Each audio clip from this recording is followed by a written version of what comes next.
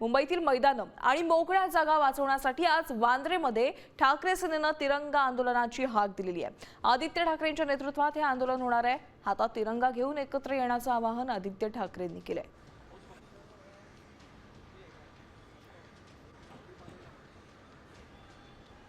मुंबईतील मोकळ्या जागा आणि क्रीडांगणे वाचवण्यासाठी आज आदित्य ठाकरे आंदोलनाची हाक देणार आहे। वांद्रे येथील नेव्हिल डिसूजा फुटबॉल मैदानाचा आरक्षण बदलून तिथे प्रदर्शन केंद्र उभारण्याच्या पालिका आणि म्हाडाच्या निर्णयाविरोधात आज सायंकाळी हे आंदोलन जे आहे ते छेडले जाणार आहे। दरम्यान उच्च न्यायालयाने या प्रकरणी पुढील आदेशापर्यंत कोणत्याही कार्यवाहीवर स्थगिती दिली असली तरी मैदानाचे आरक्षण बदलण्यावरून आदित्य ठाकरे आता भाजपावर जे आहे ते जोरदार टीका करताना आपल्याला पाहायला मिळणार आहे। त्यांनी असं सांगितले की हाती तिरंगा घेऊन आपण हे आंदोलन करूया। या आंदोलनात सहभागी होण्यासाठी आता जे लोक आहेत ते सुद्धा हळूहळू यायला सुरुवात झालेली आपल्याला दिसते आणि इथे खूप मोठ्या प्रमाणात जो आहे ते पोलिसांचा बंदोबस्त तैनात करण्यात आला आहे। कॅमेरामॅन अनुप सोबत साक्षी यादव, साम टीव्ही, मुंबई।